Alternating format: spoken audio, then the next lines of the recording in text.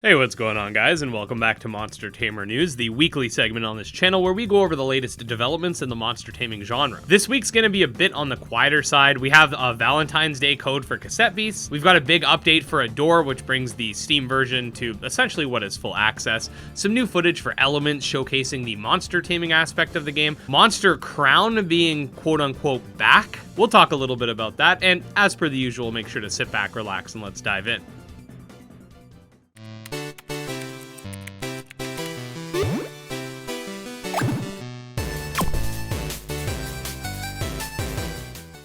Alright, so right out of the gate, this is a little bit cryptic, but the Monster Crown official Twitter page announced that they're back, and then left a couple links to their websites. Now, while this is usually something I just leave in the rapid fire segment of the news video, there is a little bit of extra context here because apparently we're supposed to be receiving some sort of Monster Crown DLC or update this year, so definitely something to consider. Furthermore, I know Monster Crown 2 will eventually be a thing, so I'm wondering if perhaps we might get some sort of teaser related to that as well. Not necessarily saying it's going to come out this year. In fact, I'm almost positive it wouldn't, but perhaps some sort of teaser or something to keep an eye on. I think the Monster Crown developers are preparing to announce something big, so pretty interesting stuff. Next up, we got about a 40-second clip of the initial taming sequence for Elements, the Monster Hunter-inspired game that we mentioned a couple weeks ago that's undergoing its Kickstarter campaign, linked below, by the way. Now, I'm still not sure how deep these mechanics will go. We know that you're able to mount certain creatures, and in this case, it's a rat, so we're gonna have to wait to see a more detailed look as to how these monsters perhaps play a role in combat, but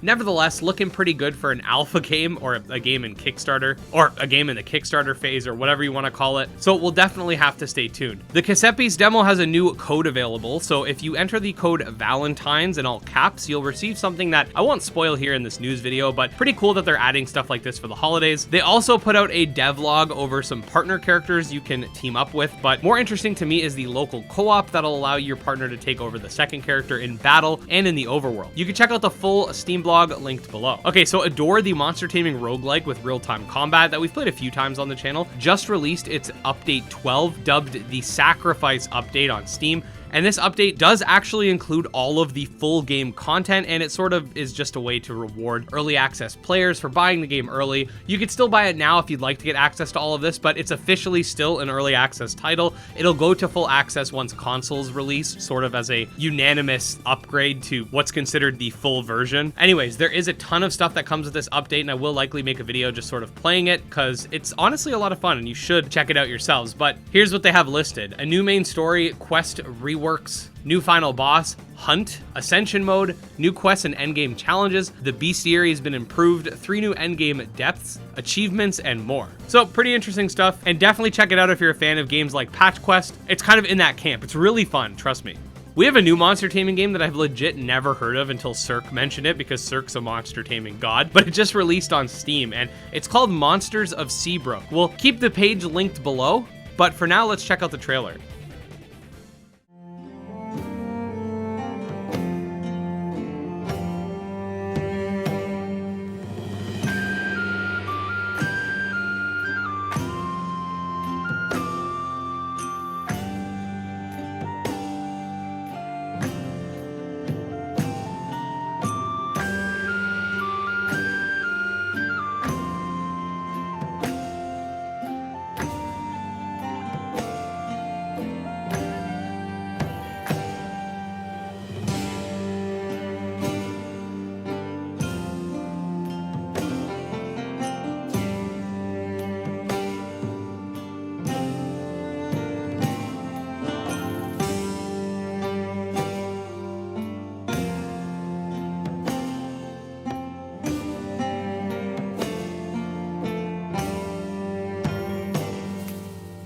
All right, next up, we're gonna head into the rapid fire segment of today's video where we go over the updates that don't need a lengthy explanation. So first things first, we got a new update for Doodle World, adding Route 7 to the mix. The game has a lot of really small, frequent updates, hence why I'm not really diving into it on a deep level. Here we have some new in-engine footage for palworld.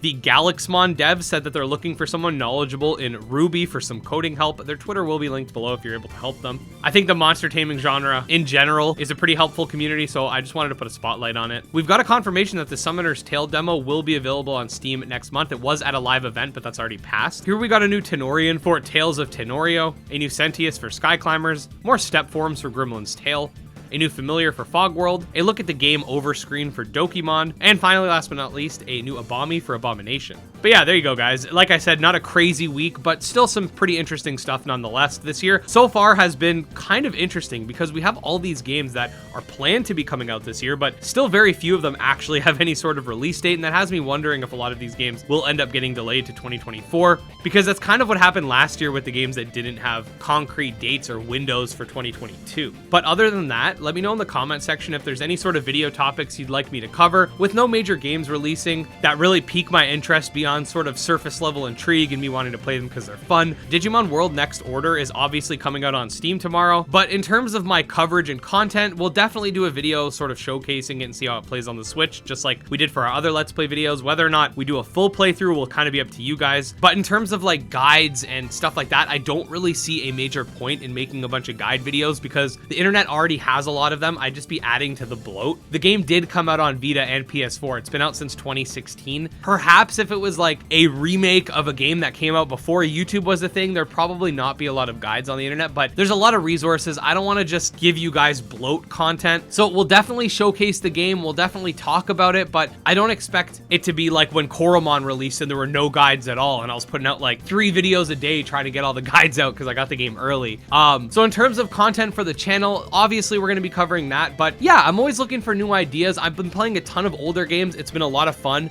Give me your suggestions for that, and let's use this time where the genre doesn't have any major releases to really get some of those fan suggestions in. So yeah, other than that, if you want to stay up to date on the genre, definitely subscribe to the channel. You can check out my Twitter, Discord, and Patreon linked below. Special thanks to the patrons, especially Jim Hamilton, Dro Ghost, Dark Persona, Candy Morency, and Exodus, and we'll see you guys next time. Peace.